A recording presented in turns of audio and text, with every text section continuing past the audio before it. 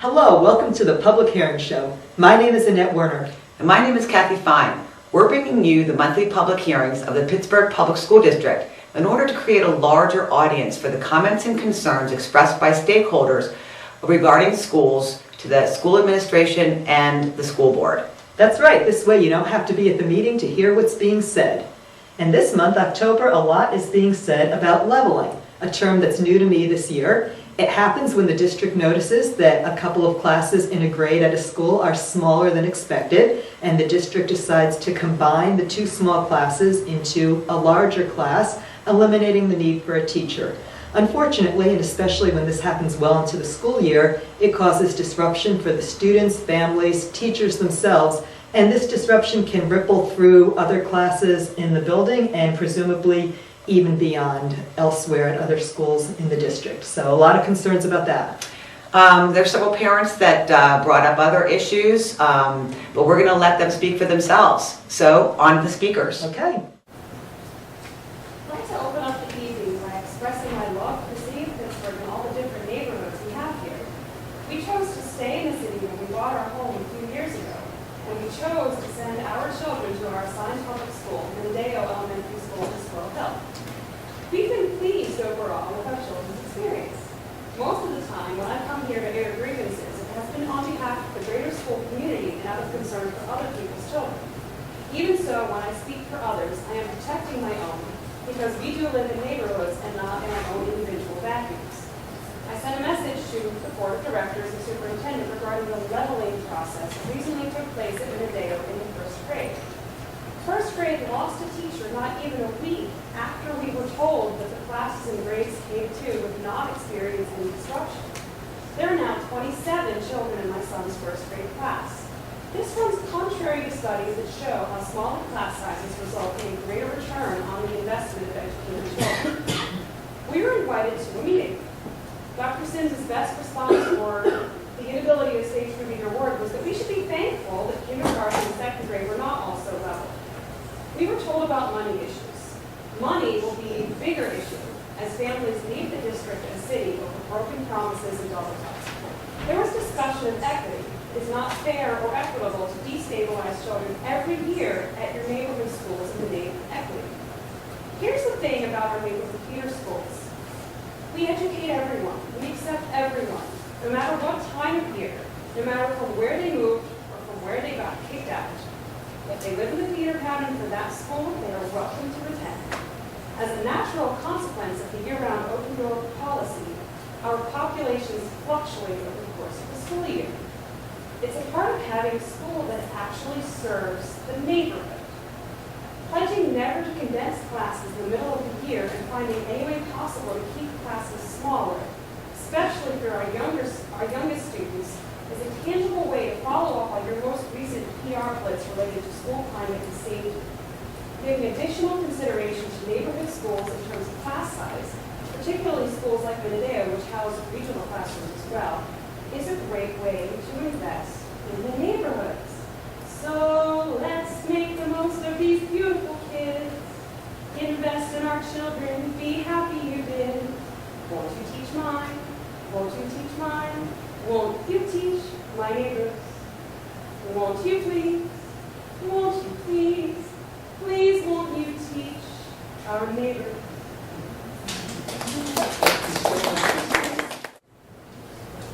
Good evening. My name is Wendy Goldhart, and my topic is Live on a Tree. I would like to examine some of the actions of district leadership and then decide who deserves a trick and who deserves a treat. Recently, the first grade class at Mendeo was subjected to leveling. This is a relatively new term in education, so I looked it up in the dictionary. The definitions I found were to make or become equal, to demolish and flatten something, or to knock somebody down. The class sizes in first grade went from 18 average to 27 children. So much for leveling. The parents at Minadeo were told first grade classes were not going to be changed or leveled. They were tricked into believing that the Pittsburgh Public Schools would actually keep a promise. They blamed declining enrollment at Minadeo, so one wonders what the cause of that decline could be. Here's an idea. As a prospective parent, I went to visit my neighborhood school, Minadeo, last year. The kindergarten classes were 25 and more. I'm interested in reading, so I observed the reading instruction. My child is doing well, so I decided to observe the advanced to proficient group. There were 39 children, 39 children crammed into one classroom. I asked around and do some research on my own. This is not the best practice for any K-12 classroom. No one is going to trick me, so I choose to educate my children elsewhere. Now, these same children who were last year's kindergartners are now in the first grade. With 27 children in their class, these children and these parents and their children were tricked again. NEA President Dennis Miracle said the proven long-term benefits of reducing class sizes, achievement gains, and higher graduation rates should determine priorities. No treats for you. Leveling. This term, which sounds innocuous, is code for disrupting classrooms over 1 month into the school year in order to try to achieve the maximum class sizes possible because we have no system to accurately predict class sizes before the school year starts. The primary argument in favor of leveling is that it is necessary to optimize class sizes in order to save money, but the administration needs to find other ways to try to achieve optimal class sizes. There are multiple arguments against leveling, including the following. 1. It is disruptive. Students have just adjusted to the new school year and their new teacher, and then are moved to a new class with a new teacher. Some children adjust easily, but many do not. For students with anxiety, autism spectrum disorders, behavior problems, or a history of trauma, loss, or instability in their lives, this disruption can be particularly difficult. There's no way to completely eliminate all disruption in schools. Teachers may go on medical leave, etc., but disruption should not be built into the plan for the year. 2. Student-teacher and parent-teacher relationships are extremely important to children's success in school. The National Association for the Education of Young Children emphasizes that secure, consistent relationships promote children's learning and achievement, as well as social confidence and emotional development. Given that families are essential partners in the education of children, a trusting, responsive, respectful relationship between families and teachers is also vital. Moving teachers around disrupts child-teacher and family-teacher relationships. 3. Class sizes at feeder schools are unpredictable and often fluctuate during the school year. It's crucial to take this into account, or classes could grow to the point of being completely unwieldy later in the year. This is of particular concern when new charter schools open, as students sometimes bounce back to feeder schools during the year. 4. In early grades, many students who will need special education services have not yet been identified and may need more individual attention. So disruption of the student-teacher relationship coupled with larger classes is very problematic. Students who already have behavior plans or IEPs often experience difficulty as it can take a while for a new teacher to understand and implement the plans, especially when they are trying to manage new students in a larger class. 5. Parents and teachers spend the first month and a half of school tense and anxious about the possibility of leveling. Not a good way to start the school year. 6. If there's an increase in behavior problems due to the disruption in the larger class sizes, this can impact not only the children in the level classes, but also school culture and teacher morale, and thus the entire school. For the future, there needs to be a better way to predict enrollment before the school year starts. Although enrollment can be unpredictable, there must be computer models that will do a better job than the current system. Another option would be to ask families where they're planning to send their kids to school. This doesn't seem to be happening because every year there are children on class rosters who are already enrolled elsewhere. I'm sure there are other options as well. Central administration almost made a bold and principled decision to avoid any leveling in K-2 this year. I applaud the decision to avoid leveling in kindergarten district-wide, but I urge the administration to do the right thing next year and follow through with its original plan. figure out a way to more accurately predict class sizes and stop taking teachers away once the school year has started. Thank you so much. Good evening. My name is Marta Luccini. I have a very short statement. There is a lot of disappointment felt by the first grade parents over the current situation. It does not make sense to many of us why it is Minadel that has to suffer these changes. But it's especially frustrating that we have not even been given an explanation about why. We were told that no changes will be made, and then after 2 months, with no warning, there is a 60% increase in class sizes. So especially among those parents that are involved, that volunteer, that are in school all the time, there has been a lot of faith and trust lost in Minadel and its administration. However, the main concern of many parents who I spoke, it is that the huge increase in class sizes will affect our children, especially those with special education needs like my son. We respect and have confidence in the competence of our first grade teachers, but we believe that it will be very difficult for them to handle 27 students.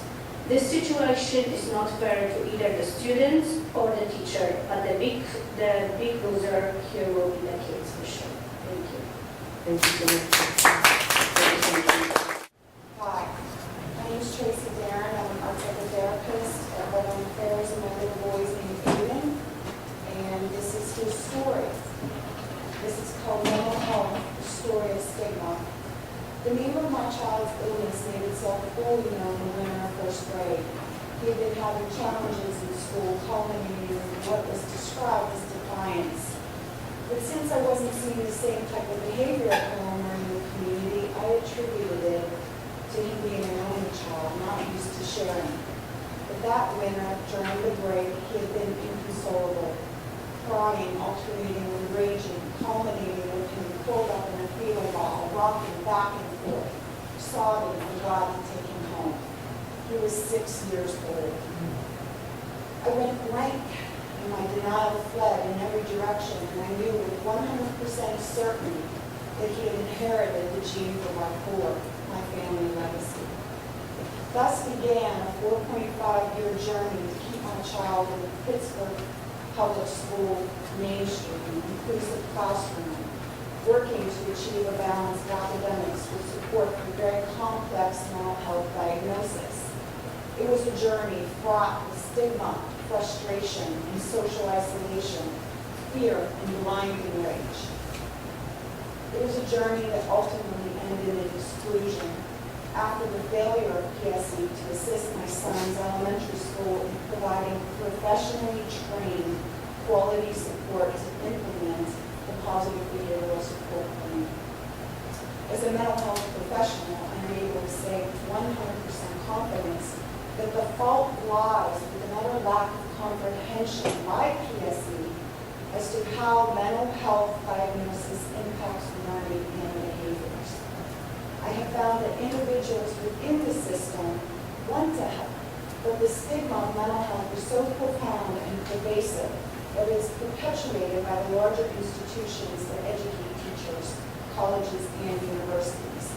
And that teachers are almost hardwired to view mental health as a type of justification for behaviors that would be better left to discipline. The problem with this is that mental health diagnoses are medical conditions, not behavioral ones. With pediatric bipolar, the brain does not produce the correct balance of chemicals, resulting in an inability by the brain of the child to learn how to regulate emotions, often comorbid with executive functioning deficits.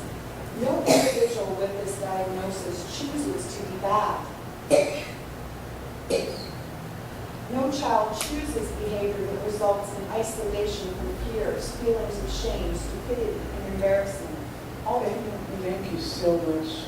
I'm so glad you came on. Glad your testimony. Yeah. Thank you. There's Thank you. resources on the back.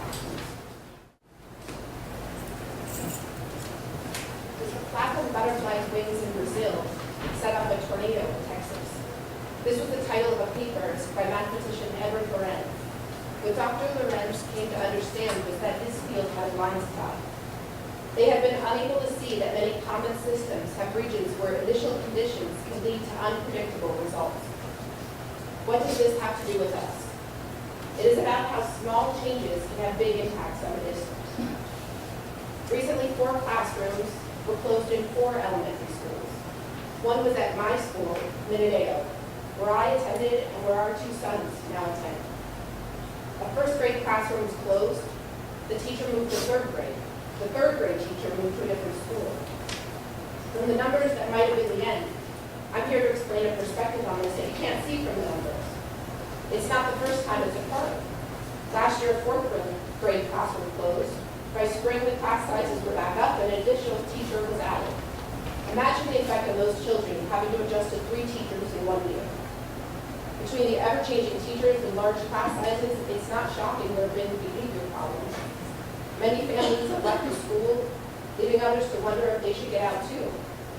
My older son had to switch to a different math session with an entirely new group of children. He attends 3rd grade math as a 2nd grader, an unexpected ripple effect.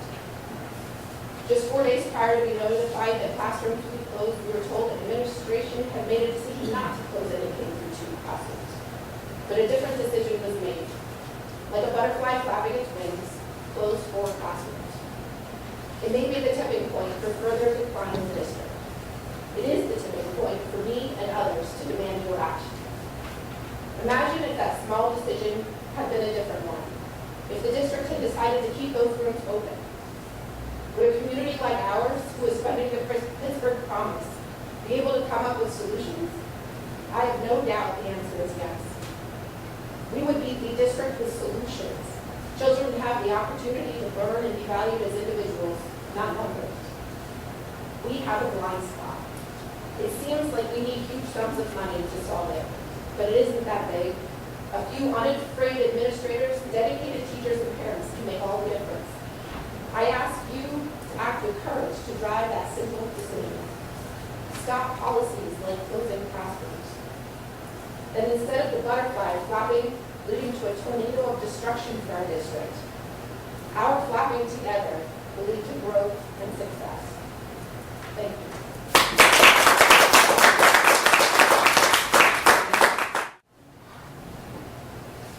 I'm here as a concerned parent in regards to the accountability of school officials and bus drivers for the Pittsburgh Public School District. After progressively more serious offenses being reported by the bus driver about my children, Austin and Aaron Gibson, I requested to view the bus surveillance tapes for several incidents that have taken place beginning the first week of September of this year, in which my children were allegedly involved. I did this because if the allegations the bus driver has made against my children are true, they are first out of character for my children. Second, if substantiated by the video evidence, my husband and I would, in conjunction with the school, determine and institute proper measures to correct the behavior. I'm reaching out as a parent with no other recourse except to speak before the board today. I've been in contact with school officials, transportation officials, other parents in the district, Board of Education officials, and I have even sought the advice of attorneys on the matter. After exhausting all resources, unfortunately I have encountered resistance and deception on behalf of 2 of these parties, mainly on the part of Mr. Bronze, the bus driver, to the school official, wherein he, the bus driver, indicated there was not even a surveillance device on the bus. This is contrary to school district policy and easily verifiable by officials. Secondly, the school itself is being deceptive to me, indicating they would in fact obtain the videos and interview them regarding the incidents and allegations being made against my children. Further, my children are being bused to a school that is 5 miles from my home, when in fact there is a school less than 2 miles from my home that they can walk to. I cannot expect the zoning issues and feeder school assignment to be addressed here tonight, but the entire bus situation would be moot if in fact my children were to just walk to school. In light of the bus incident reports I have attached to my statement, the board can clearly see a pattern of escalation in regards to the children's behavior. It is imperative that I get to the bottom of this now. I have already begun the process of attempting to transfer my children to Greenwood Elementary. Hopefully that process is successful. I am respectfully requesting intervention by the Board of Education to obtain the bus surveillance to either disprove or substantiate claims being made against Austin and Aaron. I am so very adamant about the review because before this string of events, there have been no prior instances of misbehavior on the bus by either Austin or Aaron. Also, the fact that there are 2 bus drivers and the morning driver has never had any issues or had to file any bus incident reports in regards to either of my boys speaks for itself. Also attached to the statement of your attention is the school district policy on bullying. I would absolutely say that if the statements made and written by Mr. Braun were false, this would fall under classic bullying. I would further request intervention and sanctions against the bus driver for his unprofessional and highly offensive behavior toward children if it is found out that the allegations made against them were false. I thank you for your time and your attention to this matter. Thank you very much.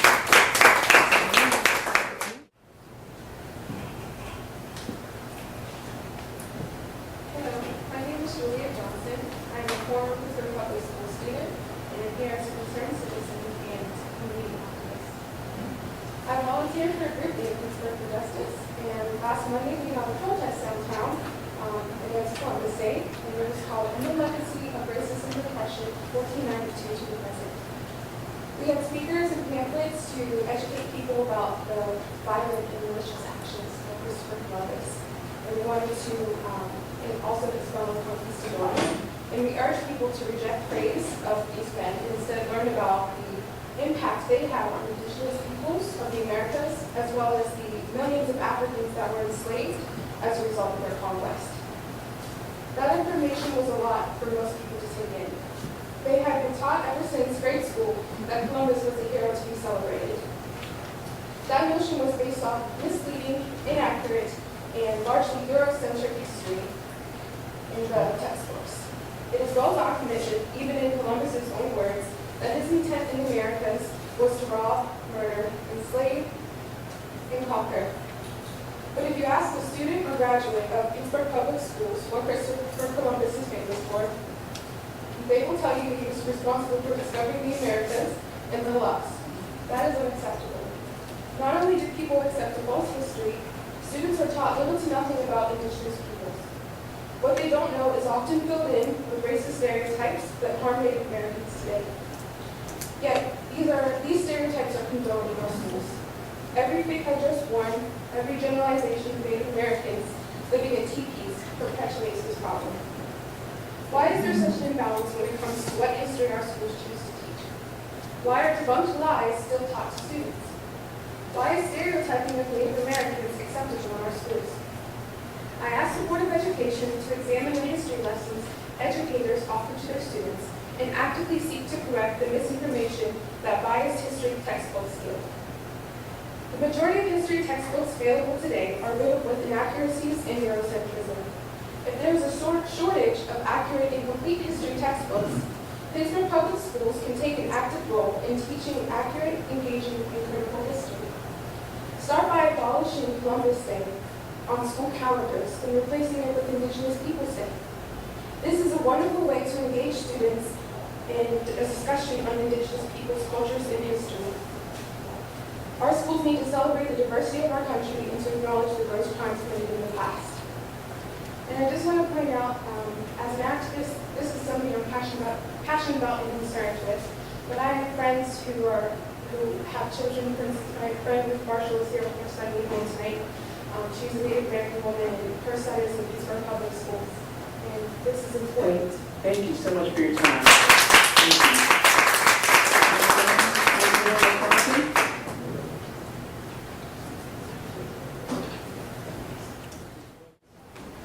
My experience as a social worker has shown me the vital importance of stability in our lives.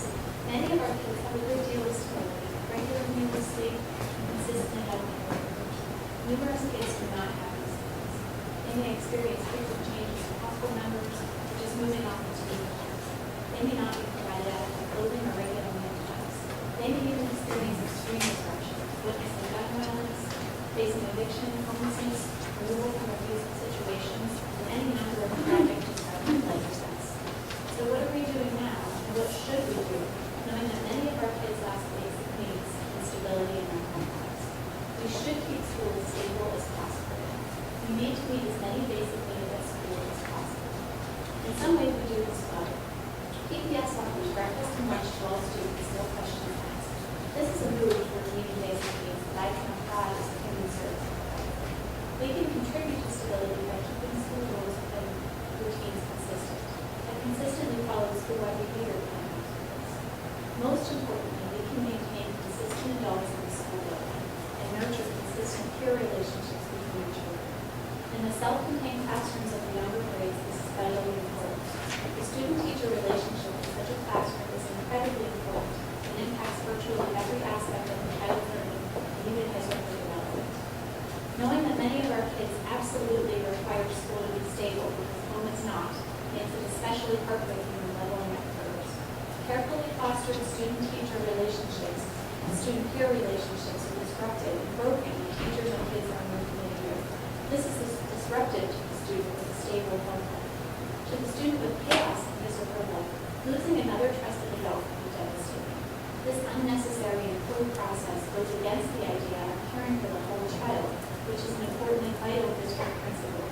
On behalf of my kids' school of Minadeo and all PPS schools, I ask that this be the last year that the teachers are removed after school is in process. I know PPS cannot stop all chaos in the lives of students. In the case of teacher removal due to leveling, PPS adds a destabilizing event to a child's life, and it doesn't need to be this way. The destructive process of leveling can and should be stopped to provide all of our kids with the stability they need. Please eliminate this practice immediately.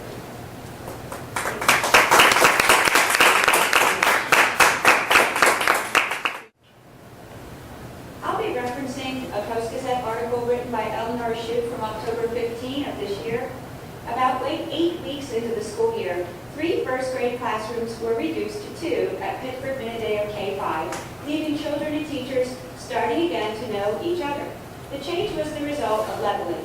This time, the only school to lose a teacher was Minadeo, where one of its first-grade teachers moved to 3rd grade, and the 3rd-grade teacher moved to a new school. While historically, leveling had taken place in October, 2 years ago, when the district was making widespread effort to increase class sizes, the leveling was done by mid-September in an effort to minimize disruption. This year, school superintendent Linda Lane said a new administrative team needed more time.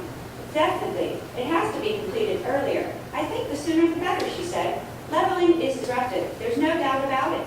So knowing this, you did it anyway. Before leveling, there were 3 first-grade classes of 19, 19, and 16. Now, there are 2 of 27, said Mrs. Wagner, our principal, who said she recalls the classes being leveled in 4 of the last 5 years she's been there. Let's do the math. 19 plus 19 plus 16 is 54. That's first grade. 3rd grade could be between 20 and 34. That's how many students were disrupted. This adds up to between 74 and 88 students to experience disruption. All this disruption took place because we were short 6 students in 1st grade to have 3 classes of 20 each. It also disrupted 3 first-grade teachers and 1 3rd-grade teacher in one school for 6 students. Why single out Minadeo for such consistent leveling, and what is the effect of it? Well, I'll tell you. Again from Shoup's article. Minadeo has an official enrollment of 388, which is 113 students, or 22.5% lower than last year. The school lost 32 students to the new Propel Charter School in Hazelwood, which attracted students from 17 city schools. Minadeo principal Melissa Wagner said an ESL program was moved to from Minadeo to Greenfield, which cost Minadeo an additional 15 students, and some parents moved out of the city or state. Of the students in Minadeo's feeder pattern, 31% choose Minadeo, 50% a non-public or charter school. So here you have it. The result of a bean counter's decision. People who can lead. People who can stay, get leveled. It can't be any surprise when you experience leveling 4 of the past 5 years enrollment drops. We deserve a district where promises are kept. Maybe then you'll start keeping families in the district. Minadeo parents complained to a central office administrator, Dr. Allison Hughley, and we were told a week before the leveling there would be no leveling in K2. School Superintendent Linda Lane. Thank you so much for your testimony. We got it.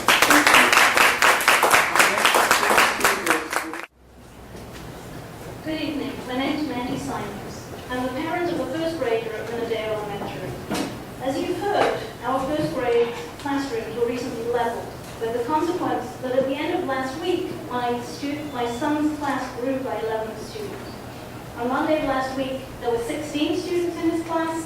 On Friday, there were 27.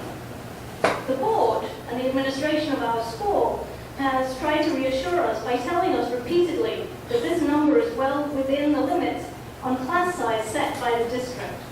But this reassurance is empty unless I can be convinced that those limits are determined by sound educational policy. I think that they are not. In fact, I was given clear evidence that this increase in class sizes is going to be detrimental to my son's education. I'm lucky to have a son who is academically advanced and who has received a GAP. I'm also lucky that his teacher is an experienced veteran of the profession who's already impressed me with her abilities, and in particular with her willingness and ability to work with Isaac, to challenge him and to build on his particular strengths and interests. Alas, that was before. At the parent-teacher conference last week, I asked my son's teacher what she thinks the impact of the increased class size will be. She was frank with me. It won't be easy, she said, but it'll be okay. I've done it before. She went on, I'll get to everyone. But then she looked at me, and with an apology in her voice, she said, but I'll get to Isaac less. In other words, with 27 students in the class, Isaac and the other advanced students will get less teacher time, less enrichment, and less challenge. Let me be clear, I don't blame my child's teacher. It's clear that when she's forced to choose, her priority has to be to work with those children who are struggling or who are performing below grade level. If I had to make that choice, I'd make the same one. But it's outrageous that she is forced to make that choice, and both outrageous and insulting that the district insists that increased class sizes make no difference to teachers or to students. Of course they do. Let me put this in market terms. I pay my taxes the same as everybody else. So why should my son get less education than the next kid? Why should he be penalized for being an advanced student? In a class of 16 or of 20, he wouldn't be. But in a class of 27, he is. The board is soon to begin the process of renegotiating its agreement with the teachers' union. As a parent, there's one thing that I want from that process. I want a commitment to reduce class sizes, a commitment to stop forcing teachers to decide which of their students to devote their time to. When teachers have time to teach all of their students, then we can really achieve excellence. Thank you. Valerie Strauss, an education reporter at the Washington Post, wrote, "In the era of big data, it can be easy to forget the importance of the human connection in certain enterprises, including the education of children." A high school in New Hampshire was the subject of a 2011 documentary called Who Cares About Kelsey? The school was in the process of implementing costly positive behavior interventions when student leaders spoke out about the lack of connections their peers had with adults in the building. Students created a chart with the name of every student, hung it in the teacher's lounge, and asked the staff to put a check mark next to the names of students if they had a positive connection. About 1/3 of the students were unconnected with any adults in school. A no-cost solution was put in place for staff to build connections with these students because we know human connections are critical to a student's health, welfare, safety, and academic success. Given the last few terrible weeks in Pittsburgh, I'm sure you'll agree that our children must have a go-to person at school. This idea behind the new whole childhood community vision. This is the idea. Therefore, every program you go to implement should strategically and systematically strengthen the health and welfare of our children in our communities instead of merely contributing to big data and test scores. I believe we must end harmful disruptive practices like leveling in October, metal detectors in K through 5, and parole officers in our high schools. These are practices which criminalize our children, and they create barriers to forming positive connections for our students. And I'm also concerned about the $3 million grant awarded by the U.S. Department of Justice Comprehensive School Safety Initiative. Instead of focusing on the needs of our children in our communities, I fear that this is more big money allocated to research studies, data collection, and consultants.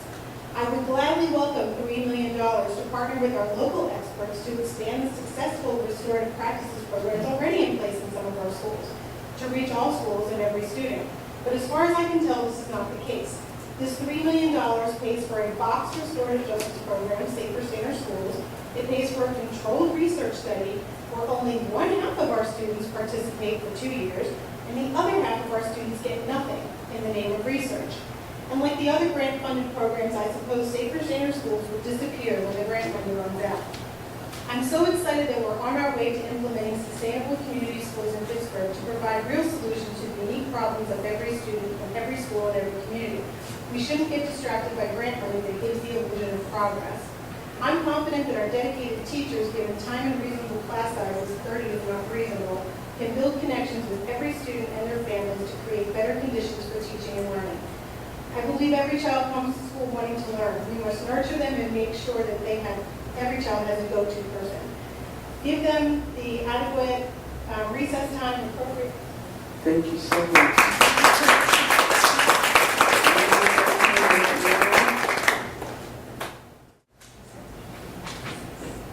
Good evening. I'm going to start by talking about athletic facilities and then branch off fairly quickly to some other topics.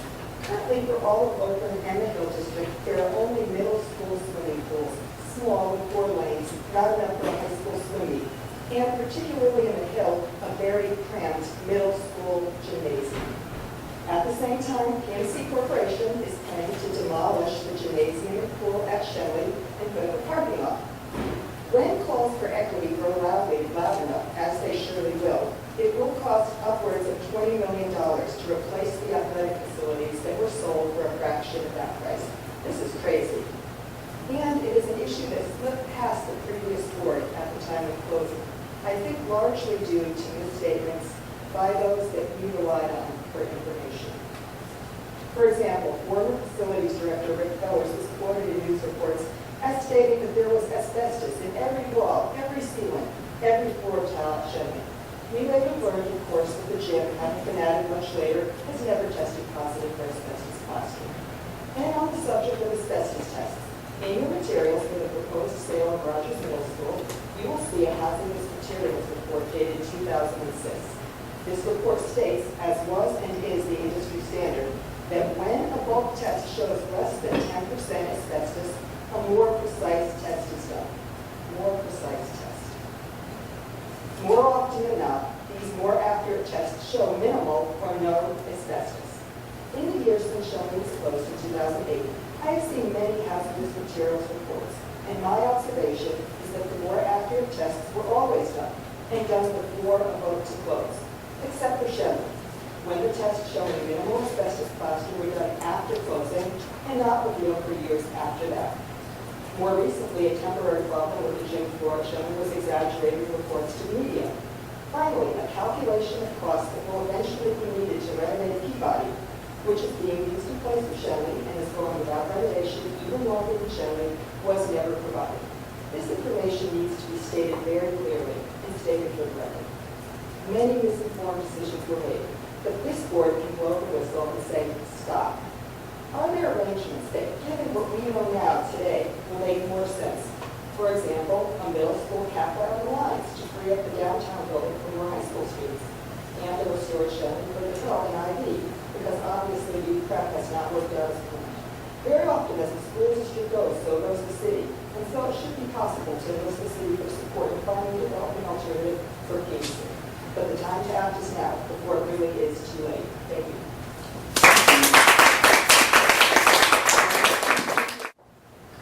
Hi, I'm Rachel Canning. I work for the Pittsburgh Federation of Teachers. I know most of you. Here tonight on behalf of Nina Esposito Vizcaitis, just to thank the board and thank Dr. Lane for including the community schools approach at the safe teaching and learning environment presentation of the education committee this month. Most folks know that it's long been a passion of Nina's and it's a real priority of our union to bring the community schools approach into our district.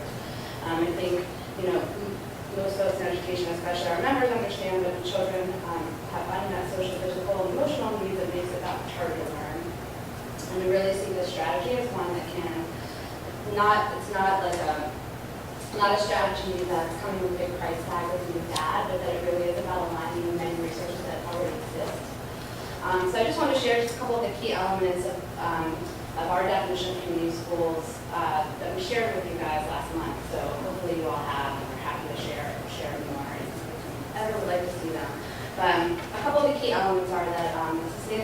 sustainable community school must have a culturally responsive and comprehensive curriculum in every school that means art, physical education, music available to all kids. That there are wraparound services that are aligned with academics and instruction, and most importantly, that they are very, very well coordinated. And another key, and really important, especially after listening to tonight's testimonies, another key component is authentic and meaningful parent and community engagement at every school site. The transformational parent and community engagement that leads to active participation in planning and decision making, and that builds on existing strengths, recognizing the link between the success of a school and the development of the community as a whole. Parents, students, and community leaders must play a leadership role in policy development and execution in sustainable community schools. So again, we're just excited to be partners in whatever way that we can. We can provide more research and intelligence. I think Dr. Lane is interested in knowing more about financing. We're happy to provide that. But as I said, it really shouldn't be looked at as a really expensive new strategy. That's really a strategy that's about aligning services that are already being provided by many of our community partners and other government agencies in our school. Thank you.